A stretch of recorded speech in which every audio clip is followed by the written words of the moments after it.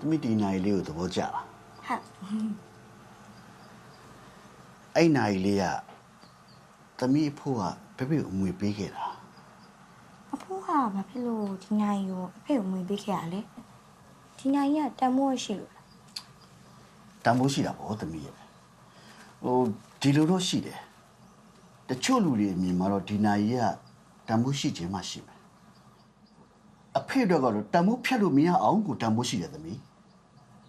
နားမလဲဒီလိုသမီးရဲ့လူတွေမှာအမှတ်တင်ညာလို့ခေါ်တဲ့မှတ်မိခြင်းတွေရိယာခြင်းတွေဆိုတာရှိတယ်အဲ့ဒီအရာတွေကလူတွေရဲ့အတွေးခေါ်တဲ့စင်ယုံတရားတွေကိုပြန်ပြီးတော့လှုပ်ဆော်ပေးတယ်ဒီနိုင်လေးကိုမြင်တိုင်းသမီးဖို့ဖို့အမြဲတမ်းသတိရတယ်သမီးဖို့ဖို့ပြောခဲ့တာလေးကိုလည်းဖေမှတ်မိနေတယ်ဖို့ကဖေနဲ့တူလားတူတာဗောသမီးရဲ့ဖေကလေဘိုးဘိုးနဲ့ဥပရိယုတ်တယ်မကောက်စိတ်နေစိတ်ထားအောင်သူတစ်ပါးပေါ်မှာမိတ္တတရားထားတာအကုန်တူတယ်ဘိုးဘိုးကအမှန်တရားကိုမြင်လို့တယ်သူတစ်ဖက်သားကိုကူညီတတ်တယ်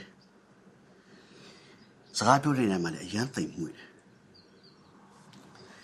ယ်ဖေပါဝင်သူ့ပတ်ဝန်းကျင်မှာရှိတဲ့လူတွေအားလုံးအမှန်တရားကိုမြင်လို့အများအားတုံသေးလေးရှိတယ်ဒီနိုင်လေးကိုမြင်တိုင်းသမီးအဖို့ပြောတဲ့စကားကိုပြကြားရောက်နေမိတယ်သမီးအဖို့မွေပေးခဲ့တဲ့ဒီနိုင်လေးကြောင့်ဖေဟာအမှန်တရားနဲ့အမြဲတမ်းကိုလုံးမကွာရှိနေကြတာဖေမရှိရတဲ့နောက်ပိုင်းမှာဒီနိုင်လေးကသမီးကိုအမြဲတမ်းအမှန်တရားတွေလုပ်ဖို့လှုံ့ဆော်နေလိမ့်မယ်ဒီနိုင်လေးကိုဖေသမီးကိုပေးခဲ့မယ်သမီးတစ်သက်လုံးသိမ်းထားရမယ်နော်ဟုတ်ပြီလားသမီးဖေအမွေဆိုတာသမီးဖို့ဖေကိုဒီနိုင်လေးပေးခဲ့တဲ့အချိန်တုန်းကဖေကလည်းသမီးအရွယ်ပဲသမီးရဲ့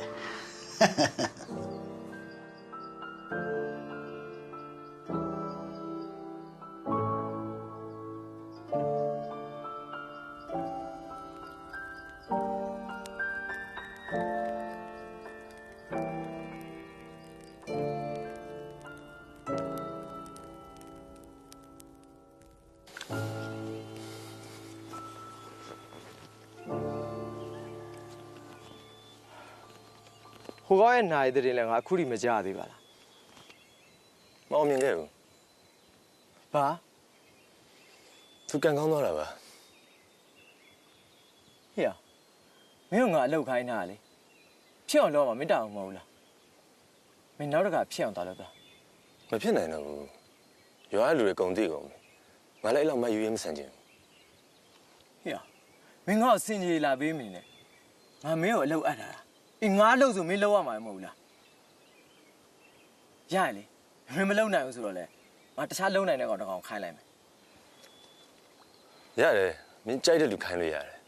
ငါလည်းမင်းစီကပတ်စံအချူချောင်းယူနေတာမဟုတ်ဘူးသွားစမ်းပါကွာကိုယ့်အကိုအသုံးမကျရင်အသုံးမကျဘူးလို့ပြောစမ်းပါ